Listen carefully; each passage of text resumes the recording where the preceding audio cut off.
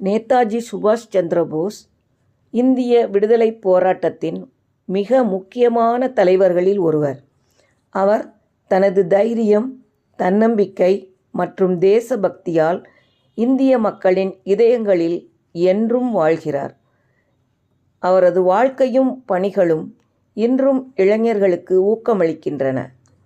நேதாஜி சுபாஷ் சந்திர போஸ் 1897ஆம் ஆண்டு ஜனவரி மாதம் 23ஆம் தேதி ஒடிசா மாநிலத்தின் கட்டாக்கில் பிறந்தார். இவரது தந்தை ஜானகிநாத் போஸ் ஒரு புகழ்பெற்ற வழக்கறிஞராக இருந்தார். சுபாஷ் சிறு வயதிலேயே புத்திசாலித்தனமும் தேசபக்தியும் கொண்டவராக விளங்கினார்.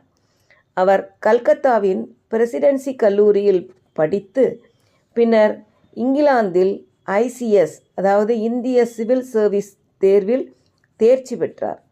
ஆனால் அரசு பணியை வெறுத்து இந்தியாவின் விடுதலை போராட்டத்தில் சேர்ந்தார். மகாத்மா காந்தியின் அகிம்சை வழியை விட வலுக்கட்டாயமான போராட்ட முறைகளை ஆதரித்தார்.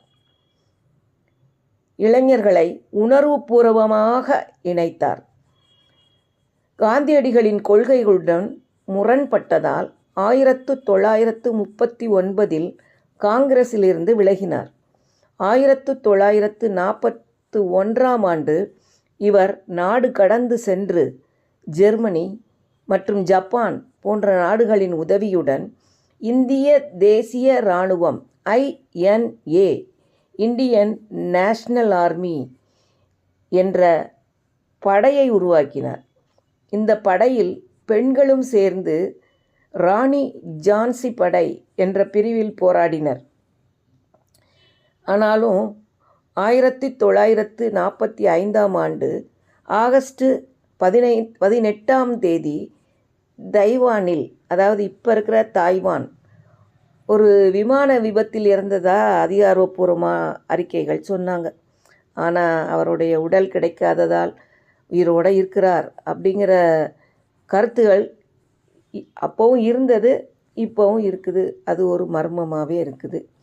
சுபாஷ் சந்திர போஸ் வீரமும் தியாகமும் நிறைந்த தலைவர். அவரது கொள்கைகள் இன்றும் இந்தியாவை தூண்டுகின்றன.